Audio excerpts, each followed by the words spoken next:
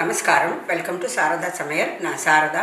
இன்றைக்கி சாரதா சமையல் நம்ம பார்க்க போகிறது டெய்லி சமையல். இது வந்து டெய்லி ஒரு பொரியல் பண்ணுவோம். கார பொரியல் மோஸ்ட்லி எல்லா வீட்லேயும் இது பண்ணுறது பழக்கம். அதில் இன்றைக்கி வந்து நான் பண்ணுறது வந்து சேனக்கிழங்கு, இந்த கருணக்கிழங்குன்னு சொல்லுவாங்க, இங்கிலீஷில் யாமன் அப்படின்னு சொல்லுவோம். இது வந்து உடம்புக்கு ரொம்ப நல்லது. கிழங்கு வகையிலே இது ரொம்ப நல்லது. அதனால தான் இதை அடிக்கடி சமைச்சு சாப்பிட்ணும் அப்படின்னு சொல்கிறாங்க. இது வந்து நான் இன்றைக்கி கல்யாண வீட்டில் பண்ணுவாங்க இல்லையா, நல்ல கரகரன்ட்டு ஒரு கிறிஸ்பியான ஒரு வறுவல், அதை மாதிரி நான் பண்ண போகிறேன். அதுக்கு வந்து நான் கருணக்கிழங்கு ஒன்று ஃபுல்லாக எடுத்துருக்கேன். ஏன்னா இது வந்து வாங்கி வச்சுட்டு பண்ணால் அவ்வளோ நல்லா இருக்காது. கட் பண்ணாமல் நம்ம ஃப்ரெஷ்ஷாக கட் பண்ணி பண்ணணும். அது எப்படி இருக்கணும் அப்படின்ட்டு பார்க்கலாம். கருணக்கிழங்கு வந்து நல்லா ஃப்ரெஷ்ஷாக இருக்கணும். அதோட நான் தோல் எடுத்து காமிக்கிறேன் பாருங்கள். இது மாதிரி மஞ்சளாக இருக்கணும். இது மாதிரி மஞ்சளாக இருந்தால் தான் நல்லா உள்ளே வந்து சாஃப்டாக இருக்கும். நம்ம வெளியே பண்ணால் கிறிஸ்பியாக இருந்தால் கூட உள்ளே நல்லா சாஃப்டாக இருக்கும். இந்த ஒரு மாதிரி கமரல் அப்படின்னு சொல்லுவாங்க, அது மாதிரி இல்லாமல் ரொம்ப நல்லாயிருக்கும். நான் ஃபுல் கருணக்கிழங்கு வாங்கியிருக்கேன். இதை வந்து நம்ம கட் பண்ணிக்கலாம். நம்மளுக்கு எவ்வளோ திக்னஸில் பண்ண போகிறோமோ அந்த திக்னஸ்க்கு கட் பண்ணிக்கணும். முதல்ல ஒரு சின்ன பீஸ் கட் பண்ணி எடுத்துடுறேன்.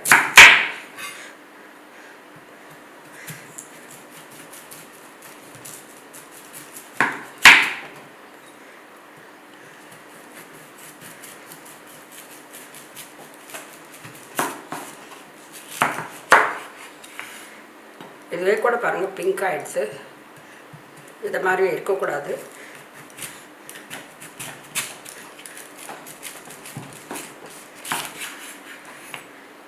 இது மாதிரி கட் பண்ணிவிட்டு தோலை எடுத்துடணும் ஃபஸ்ட்டு. நான் ஒரே ஒரு பீஸ் கட் பண்ணிவிட்டு அதுக்கப்புறம் ஃபுல்லாத்தையும் கட் பண்ணிவிட்டு கொண்டு வரேன். இந்த பக்கம் கெட்டியாக இருக்கிறதுனால கொஞ்சம் கட் பண்ணி எடுத்துடலாம். இதை தோலை எடுத்துடலாம். முதல் பில்லரில் கூட எடுக்கலாம்.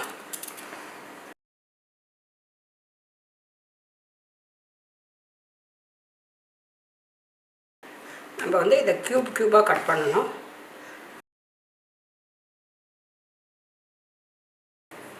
இந்த மாதிரி க்யூப் ஷேப்பில் கட் பண்ணணும்.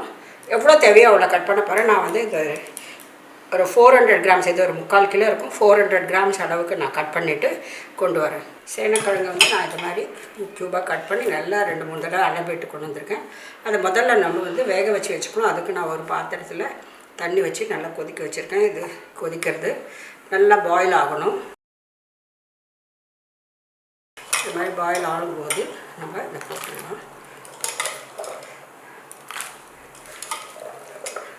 ஒரு 4-5 நிமிஷம் கொதிச்சா போதும். இப்படி ஃப்ரெஷ்ஷாக பச்சையாக இருக்கு இல்லையா, இது கொஞ்சம் கலர் மாறணும். அதுக்கு ஒரு 4-5 நிமிஷம் இப்படி கொதிக்கட்டும். 5 மினிட்ஸ் ஆகிடுச்சு. இது நல்லா கொதிச்சுடுத்து கொஞ்சம் கலர் கூட மாறி இருக்குது. இதை வந்து செக் பண்ணணும். செக் பண்ணும்போது ஏதாவது ஒரே ஒரு பீஸ் எடுத்துகிட்டு வெந்திருக்கணும். ஆக்சுவலாக இது மேல் பீஸ், இது கலர் பச்சை இல்லை. அதனால் இந்த ஸ்டேஜில் இதுக்கு பாதி அளவு உப்பு, நிறைய இதுக்கு உப்பு காரம் நிறைய பிடிக்கும். அதனால் தண்ணி இருக்கிறதுனால இதுக்கு வந்து நான் ஒரு டேபிள் ஸ்பூன் அளவுக்கு உப்பு போடுறேன். இதில் பாதி தண்ணிக்கு போனால் கூட பாதி இதில் பிடிக்கும். இதில் வந்து உப்பு காரம் நிறைய இருந்தால் தான் நல்லாயிருக்கும். அது வேகும்போது அந்த உப்பு போட்டால் தான் இந்த பொரியலுக்கே டேஸ்ட்டு. இது போட்டு ஜஸ்ட்டு ஒரே ஒரு நிமிஷம் கொதிக்க விட்டுட்டு ஸ்டவ் ஆஃப் பண்ணிடலாம். அப்புறம் பொரியல் பண்ண ஆரம்பிச்சிடலாம். ஒரு நிமிஷம் ஆகிடுத்து.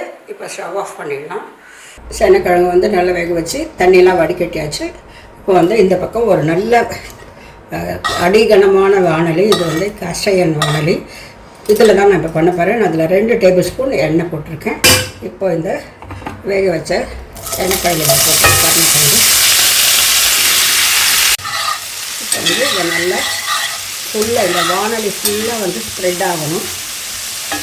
இதில் எல்லாத்துலேயும் எண்ணெய் வந்து போட்டாகணும்.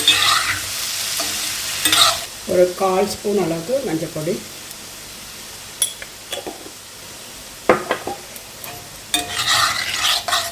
போட்டு நல்லா கலந்து விட்டுடணும். இப்போ இதை மஞ்சள் பொடி போட்டு நல்லா கலந்து விட்டாச்சு. இதை வந்து 2 நிமிஷத்துக்கு ஒரு தடவை நம்ம வந்து கலந்து விடணும். இப்போ வந்து நான் மீடியம் ஃப்ளேமில் வச்சுட்டு மூடி விட்ட போகிறேன். 2 நிமிஷம் வச்சு பார்க்கலாம். 2 நிமிஷம் எடுத்து இப்போ எப்படி இருக்குன்னு பார்க்கலாம். இப்போ கீழேருந்து எடுக்கணும். அதில் இதெல்லாம் நல்லா கலர் மாறி இருக்குது, கிறிஸ்பியாக இருக்குது.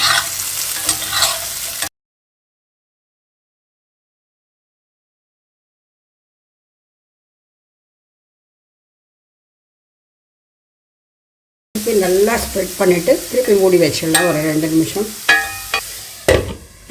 2 நிமிஷம் கழித்து பார்க்கலாம். ஒரு 2 நிமிஷம் எடுத்து இப்போ இதை எடுத்துடலாம்.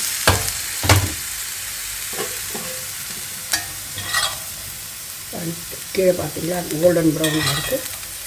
சிம்மில் தான் வச்சுருக்கேன் நான். இப்போது நம்ம பாதி உப்பு தான் பிடிச்சிருக்கு இதில். இப்போ கொஞ்சம் இதுக்கு தேவையான அளவு உப்பு சேர்த்துடலாம்.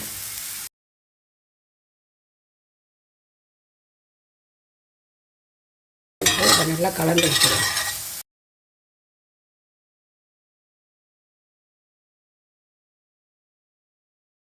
திருப்பி ஒரு தடவை மூடி வச்சிடலாம்.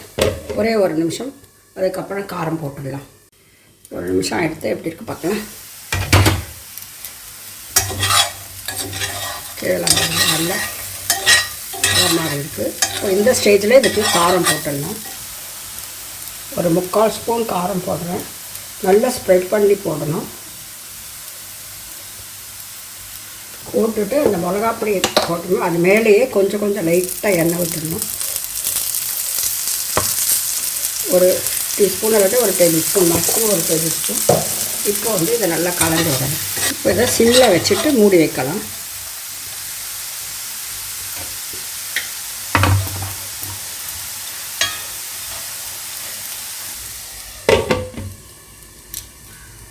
ஒரு 2 நிமிஷம் ஆகட்டும். ஒரு 2 நிமிஷம் எடுத்து எப்படி இருக்குன்னு பார்க்கலாம்.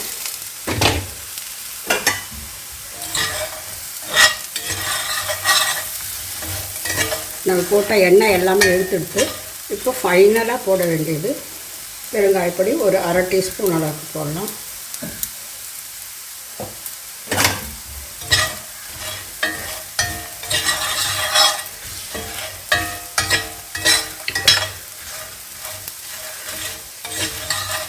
அப்புறம் கருவேப்பிலை.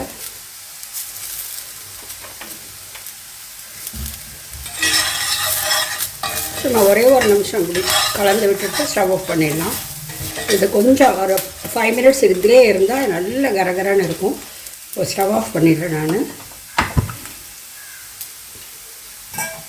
இதை வந்து வேறு பர்னருக்கு மாற்றிடணும். இதிலே வச்சா தீஞ்சு போயிடும். அப்போ வந்து இந்த பர்னருக்கு மாற்றிடுறேன்.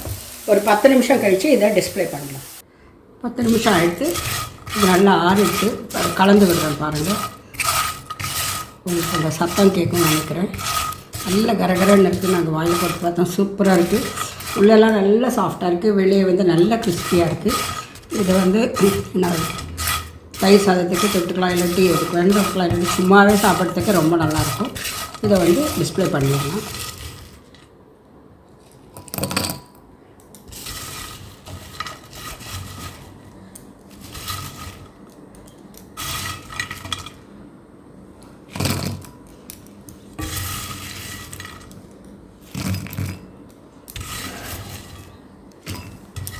சும்மா நான் கொடுக்குறேன் பாருங்கள் எவ்வளோ சத்தம் கேட்குறது.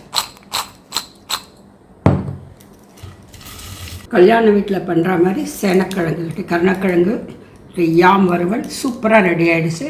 ரொம்ப டேஸ்டியாக இருக்குது. நம்ம இதை வந்து பருப்பு சாதம் இல்லாட்டி தயிர் சாதம் எதுக்கு வேணாலும் இதை தொட்டுட்டு சாப்பிடலாம். சூப்பராக இருக்கும். சும்மாவே சாப்பிட்றதுக்கும் ரொம்ப நல்லாயிருக்கும். நீங்களும் ஒரு தடவை உங்கள் வீட்டில் கட்டாயமாக இந்த மாதிரி ட்ரை பண்ணி பாருங்கள். உங்களுக்கு எப்படி வந்ததுன்னு சொல்லிட்டு எனக்கு மறக்காமல் கமெண்ட் பண்ணுங்கள். இன்னொரு நல்ல வீடியோவில் உங்களை நான் சந்திக்கிறேன். நன்றி, வணக்கம்.